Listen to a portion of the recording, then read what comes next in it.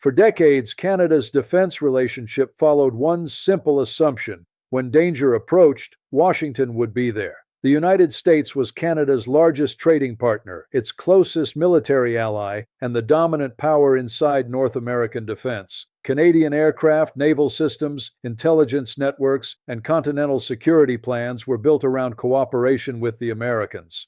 But now Canada has made one of the most consequential military decisions in its modern history. Prime Minister Mark Carney has selected Germany's TKMS as the preferred supplier for as many as 12 new submarines, the largest military procurement project Canada has ever attempted. This is not simply about buying ships. It is about who Canada trusts. It is about who will help defend the Arctic. It is about whether Canada intends to remain overwhelmingly dependent on the United States or begin building a broader network of military and industrial partnerships across Europe. And the most important detail may be the one hidden beneath the headline: Canada did not choose an American submarine. In fact, no American company was even competing. The United States builds nuclear-powered submarines, while Canada specifically requested conventionally powered vessels. The actual competition came down to Germany's TKMS and South Korea's Hanwha Ocean. Germany won. So this was not Germany defeating America in a conventional bidding contest, but strategically, the decision still sends a powerful message. Canada is proving that it can make the largest defense purchase in its history without automatically placing that purchase inside the American military-industrial system. And that changes the conversation, because for years, Canada's military weakness had become almost predictable. Its armed forces were expected to protect the second-largest country on Earth. They were expected to operate across the Atlantic, Pacific, and Arctic Oceans.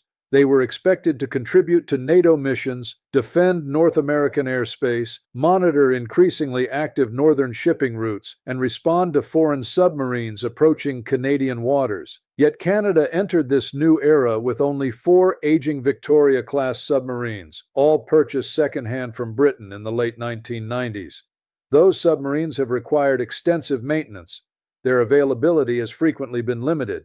According to reporting surrounding the announcement, only one was functioning at the time Canada revealed the German selection. That is an extraordinary vulnerability for a country with the longest coastline in the world. Canada borders 3 oceans. It claims enormous Arctic territory. It is watching Russia expand military infrastructure across the north. It is watching China describe itself as a near-Arctic state and increase its interest in polar shipping, resources, research, and strategic access. And it is watching climate change make northern waters more navigable, opening routes that were once protected by ice. Canada can no longer defend its Arctic sovereignty with maps, speeches, and diplomatic statements alone. Sovereignty must be observed. It must be patrolled. It must be enforced. And in the underwater domain, nothing performs that mission like a submarine. A submarine can remain hidden. It can monitor foreign vessels without announcing its location. It can gather intelligence. It can protect surface ships. It can track another submarine. And most importantly, it forces an adversary to operate under uncertainty. A rival navy may never know whether a Canadian submarine is nearby. That uncertainty creates deterrence. This is why 12 submarines could transform Canada's military posture. Not because all 12 would be at sea simultaneously. They would not. Some would be training, some would be undergoing maintenance, others would be preparing for deployment. But a fleet of up to 12 would give Canada the depth needed to maintain a meaningful presence across 3 separate oceans. The Atlantic Fleet could support NATO operations and monitor approaches from Europe. The Pacific Fleet could operate alongside allies facing growing naval competition in Asia, and submarines assigned to northern missions could strengthen Canada's ability to monitor Arctic waters that surface vessels and aircraft cannot continuously cover. The German platform selected for negotiations is the Type 212CD. The letters CD refer to common design, reflecting the submarine's joint German-Norwegian development. Germany and Norway are already building their own fleets around the platform. Canada would now enter that partnership, potentially creating a 3-country submarine community operating similar vessels, training systems, weapons, maintenance structures, and communications technology. Carney said the platform was optimized for Arctic waters and fully interoperable with NATO. That interoperability matters. A submarine is not an isolated machine. It must exchange intelligence. It must communicate with aircraft, warships, satellites, commanders, and allied forces. It must recognize friendly units while tracking potentially hostile ones. By joining Germany and Norway, Canada would gain access to a submarine ecosystem already embedded within NATO. TKMS says the first Canadian boat could be delivered in 2033. Carney said Germany and Norway were prepared to adjust production positions so Canada could receive its first 4 submarines by 2034, earlier than previously projected. That timeline is critical because Canada's current Victoria-class fleet cannot continue indefinitely. The existing submarines are expected to operate into the mid to late 2030s. Any major delay could create a capability gap in which Canada temporarily loses its submarine force altogether. Once that expertise disappears, rebuilding it becomes extremely difficult. A submarine fleet requires more than hulls. It requires trained crews, engineers, weapons specialists, sonar operators, maintenance teams, commanders who understand underwater warfare, training institutions that can prepare the next generation. If Canada allowed the Victoria-class fleet to retire before the replacement arrived, experienced personnel could leave the Navy. Skills accumulated over decades could disappear. The new submarines might then arrive without enough qualified sailors to operate them effectively. That is why the delivery schedule may have been one of Germany's most powerful advantages. But the decision was not based only on military capability. Carney has made economic strategy a central part of Canada's defense policy. The government does not simply want to import finished weapons. It wants defense purchases to create industrial capacity inside Canada. That means Canadian maintenance, Canadian supply chains, Canadian workers, Canadian technology partnerships, Canadian infrastructure, and potentially Canadian participation in future exports and upgrades. The government has already said sustainment work for the future submarine fleet will be conducted in Canada, in or near the submarine's home ports, supported by a national supply chain. That could create decades of work. Building a submarine is expensive, but maintaining it across its entire operational life can be equally important. Every submarine requires scheduled upgrades, replacement components, software support, sensor maintenance, battery work, weapons integration, crew training, and dockyard infrastructure. The purchase is therefore not one transaction, it is a military-industrial relationship that could last 50 years. TKMS has described the project as the foundation of a long-term partnership between Canada, Germany, and Norway. The company also says the program would establish a sovereign Canadian sustainment enterprise. Those words matter. Sovereign sustainment means Canada should not have to depend entirely on foreign shipyards every time a vessel needs major support. Canada wants enough domestic expertise to keep the fleet operational during a crisis. Because imagine the alternative: a confrontation begins. Supply routes become uncertain. Foreign shipyards become overwhelmed with their own national requirements. Canada suddenly discovers that its most important naval assets cannot operate without permission, components, or technicians from somewhere else. That is the weakness Carney appears determined to avoid. The new strategy is not complete independence. No modern allied military is completely independent, but it is diversification. And diversification is becoming one of the central themes of Canadian policy. For decades, Canada benefited from deep economic and military integration with the United States. That relationship is not disappearing. The two countries still share geography, intelligence, NORAD responsibilities, supply chains, and an enormous border. Canada is also buying American military equipment, including P-8 maritime patrol aircraft, and remains connected to the American defense market. But integration can become vulnerability when one partner possesses overwhelming leverage. The more Canada depends on a single country for trade, weapons, technology, and security, the more difficult it becomes to disagree with that country.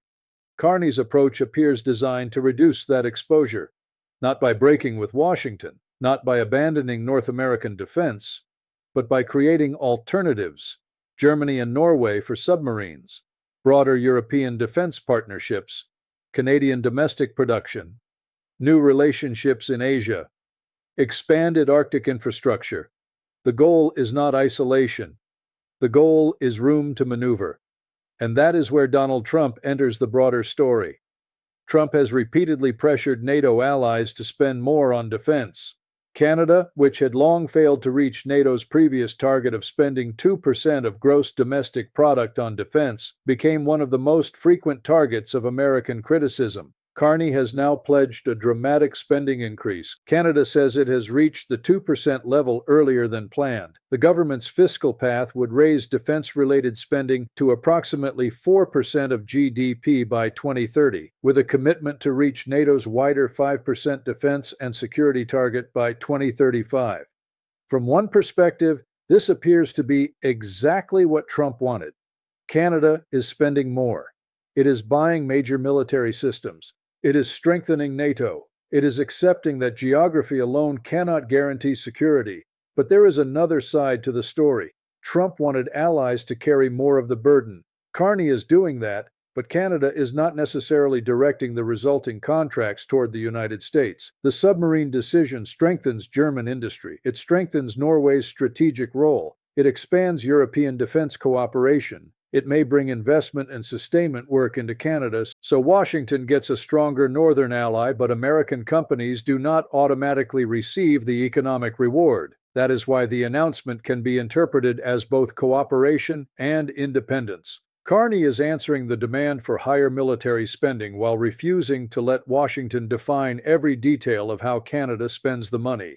This is not a dramatic rupture. It is something potentially more durable, a gradual rebalancing, and nowhere is that rebalancing more important than the Arctic. For most of modern history, Canada's Arctic was protected by distance, severe weather, and ice. Those barriers are weakening. The Arctic is becoming a strategic highway. Russia already possesses a powerful northern military presence, including bases, aircraft, missiles, icebreakers, and submarines. China is interested in the region's trade routes, resources, and long-term geopolitical importance. The United States is expanding its own Arctic focus.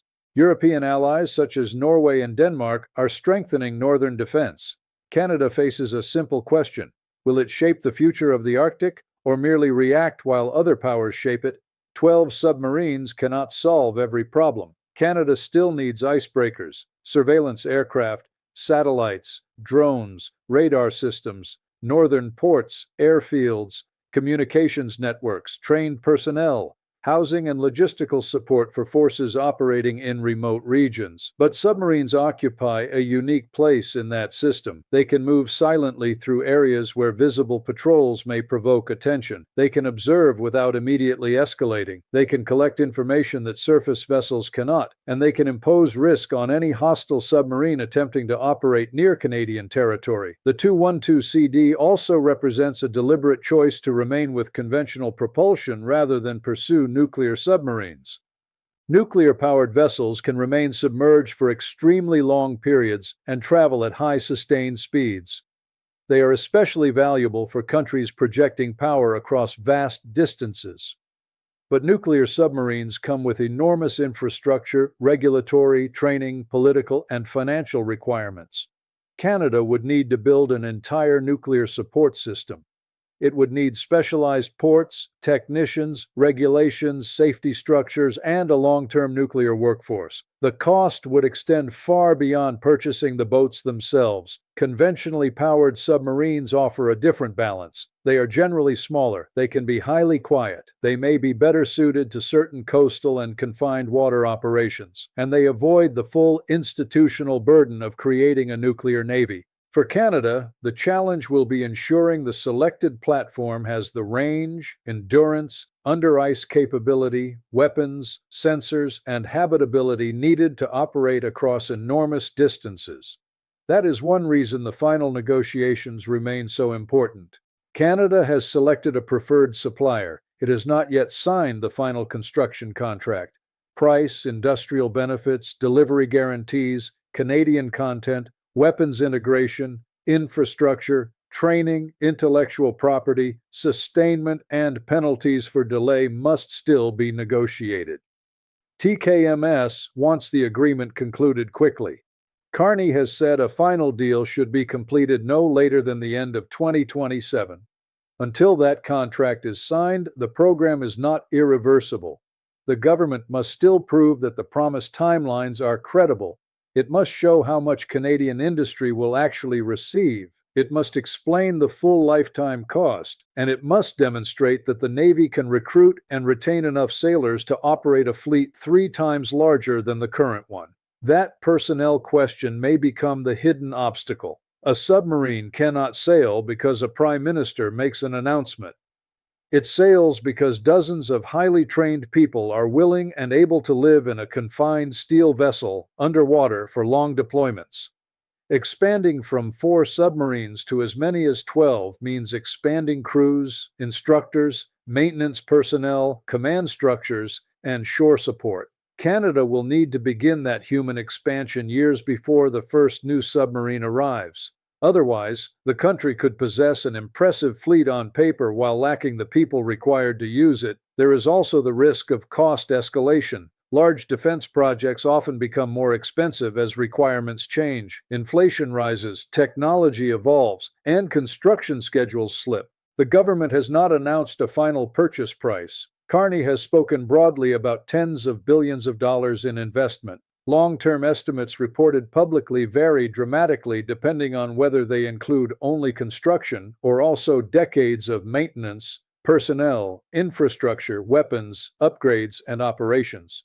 Canadians should therefore be cautious about any single dramatic number. The acquisition price is only one part of the story. The real cost will be spread across the fleet's entire life, but the cost of doing nothing must also be considered. Canada cannot claim sovereignty across 3 oceans while lacking the ability to monitor what happens beneath them. It cannot demand influence inside NATO while depending almost entirely on allies to supply advanced capabilities, and it cannot insist that the Arctic belongs to Canadians while possessing only a limited ability to detect foreign activity there.